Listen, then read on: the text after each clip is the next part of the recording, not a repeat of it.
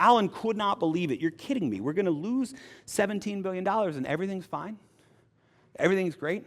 How do you get to a point where a multinational organization with a nearly 100-year history is losing $17 billion? You build a culture where no one's willing to talk about what's wrong. And unfortunately for most of us, if you've been working longer than 2 years, you've probably felt a scenario where there is something wrong in the room and no one's willing to talk about it. And that, at its core, was what Alan identified as what was driving this company into bankruptcy. And he knew it needed to change. Now, it's interesting. You can go about this level of change fundamentally two different ways, right? This isn't Alan saying this, but there's another executive I love who says, whenever you're trying to change the culture of a company, you have two options. You can change the people, or you can change the people, right? And so the board actually asked Alan, which one do you want to do? Do you want a list of the people we think you should probably fire? We'll fire them ahead of time before you come on so you won't get blamed. And he said, no, that won't be necessary. Alan, super nice individual, grew up in a farm in Kansas, was either going to be a preacher or an engineer and got into Kansas State engineering program, and that's what set him on his entire path. Alan was like, that won't be necessary. I'm going to teach these people how to treat each other. And it's not going to work for everybody, and the people that it's not going to work from, they'll self-select out. But at the end of the day, what we need is a team of people who are willing to tell it like it is, who are willing to talk about what's actually going wrong and their responsibilities so we can fix it. And so Alan was committed to doing the exact same thing. I'm going to tell it like it is. And so in October of 2006, they announced Alan as the new CEO, new head of the senior leadership team, et cetera. And in a publicly traded company, anytime you have a big change up like that, you announce it, and then you have a press conference. And the CEO is supposed to come out, they're supposed to come here, come to the podium, and they're supposed to do their big speech about blah, blah, blah, shareholder value, blah, blah, blah, innovation, integrity, we're going to fix things. You're supposed to reassure Wall Street, right? You're supposed to do all of that. And so after he does his whole big thing, they go to a press conference, people ask him different questions, and the first question he gets asked is from a reporter from the Detroit area newspaper, and he doesn't ask him any technical questions. Instead, he asks, hey, Mr. Mulally, curious, what kind of car do you drive? Now, side note here, remember this is Alan Mulally, and he's the new CEO of Ford Motor Company. Okay, so think about your own answer to that question. You've now been asked, what kind of car do you drive? Here's Alan. I drive a Lexus. It's the finest car on the market. That's not even a U.S. car. That's a foreign car. You drive it. It's a luxury car. We don't have really a luxury brand. I mean, we have Lincoln, but that's not really a luxury brand, let's be honest, right? What are you doing, right? Now, very quickly pivots to, and that's why I'm so excited about this opportunity. I know we've had some setbacks, but I feel like we can really compete with Toyota. I wouldn't have taken this job if we didn't, right? But message sent. I'm going to tell it like it is. By the way, every other executive at the company drove a foreign car too. They just didn't tell anyone. They just drove it into the garage, parked it, and then came up the elevator where no one could see them, right? But I'm going to tell it like it is. Message sent. I'm going to tell it like it is. And Alan asked his executives, hey, I need you to tell it like it is as well. And the way we're going to do this is every Thursday morning when we have our all-hands meeting as a senior leadership team, I need you to tell me what's going on in your department with truth and honesty. Now, Ford is a major organization. They had 312 different metrics they were using to track how they were performing against the plan. By the way, the new plan that involved not losing $17 billion. Pretty big improvement on their old plan, right? How they're doing against the new plan, right? 312 metrics, 17 different executives on this team, and Alan was going to ask every one of them, how are you doing? Now, that could be overwhelming. Right? We've been in these meetings, a lot of us, we've been in these meetings where everything's sort of super complicated and interacted and like your eyes glaze over and then suddenly it's your turn to share and you're like, yeah, no updates, and then, so it could get a little confusing. So Alan asked every executive, hey, you're each gonna have your slides, color code your slides for me so we can get a rough feel of where you are. So what I want you to do is I want you to make your slides green if everything is great. Green means you're at plan, you're performing well, et cetera. Yellow if you're off plan, but you have a plan to get back on plan, which is a lot of saying the word plan, right? And then red if you have a problem and you need to bring it up and address it, you need our help with it, right? So red is a cry for help, right? And yellow is an update on what's going wrong, but we're going to fix it. And green is everything is great, okay? So the first meeting happened the first Thursday in October 2006, Thunderbird Conference Room, Detroit, Michigan. Attendance from among these executives is mandatory. Well, okay, it's not mandatory because Alan's too nice to say something like mandatory. What Alan would tell you is attendance isn't mandatory, but being the chief marketing officer at Ford Motor Company is also not mandatory. So you can decide if you want to come to the meeting, but if you want your job, you should come to the meeting, right? If you were offsite, et cetera, you came in digitally, and this was at a time where that was way more difficult, right? Where you couldn't just whip out your phone and get on a FaceTime with people. This was the Cisco systems era, et cetera. You had to make it work. 7 a.m. every Thursday morning. Now, think about everything I've said about the company. Think about their losing $17 billion. Think about how this meeting is going to run. Think about what color all those slides are going to be. Here's what actually happened. Every single slide was green. 312 green slides. I asked you earlier, have you ever had a problem and we're in the room, you know there's a problem, everyone knows the problem, and no one's talking about it? Try being in a room with 312 problems and no one's talking about it.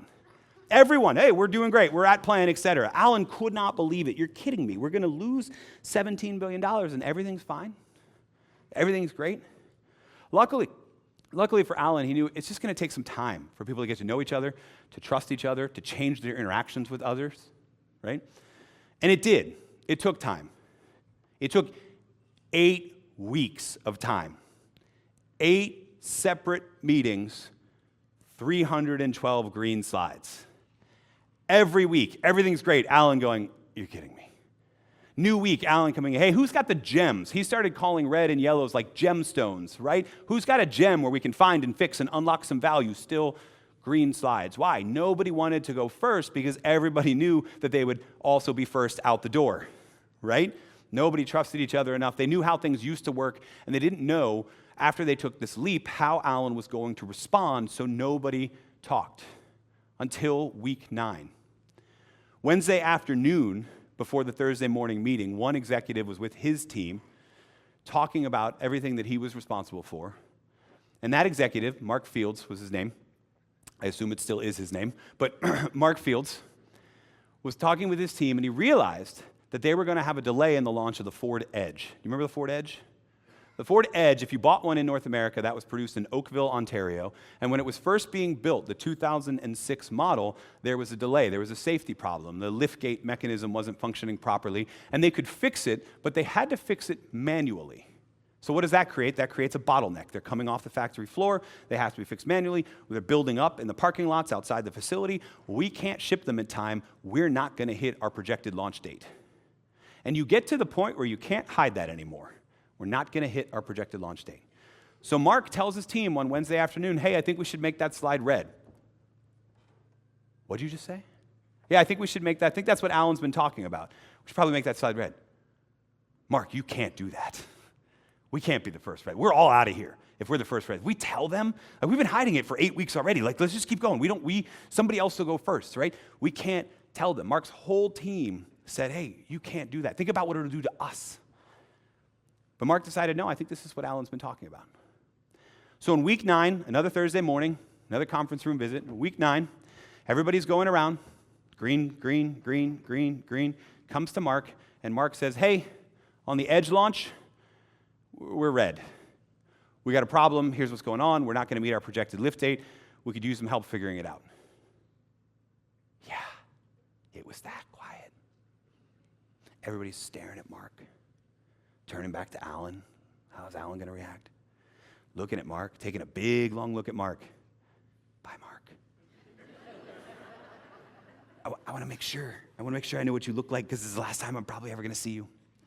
Then they're turning back at Alan. How's Alan going to respond? Alan actually told me he thought that people were looking for him to, like, hit a button under the desk, right? And 2 big dudes in suits and earpieces were going to come escort Mark out, or like a trap door was going to open up. Right? Everybody was expecting that was going to be Alan's response. Instead, here's what he did. Mark, thank you. That's great visibility. All right, team, how can we help him?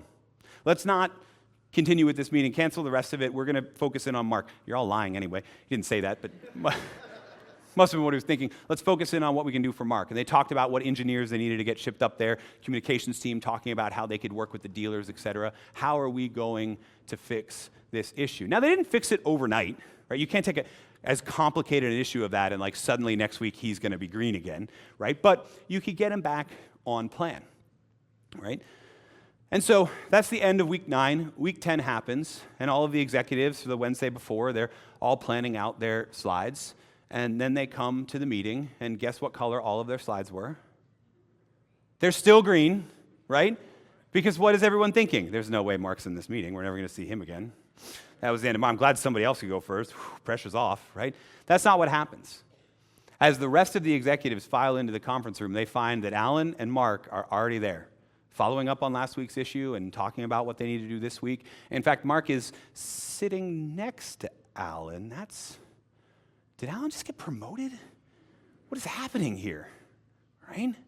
And Alan would actually tell me, I've had the privilege of working with him, of interviewing him for a long number of time, of hanging out with him. Alan would actually tell me that moment, not the moment where he didn't hit the button and clapped instead. I don't think there was a button, by the way. That moment where everybody walked in and they saw that, wait a minute, Mark's still here. That moment was the moment that saved Ford.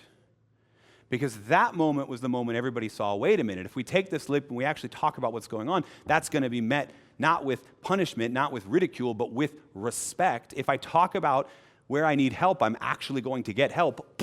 What a concept, right? But if I talk about it, I'm actually going to get it. That was the moment where everybody went back and they changed their slides for the next meeting. And the next meeting, everything started to actually look like what was happening at Ford.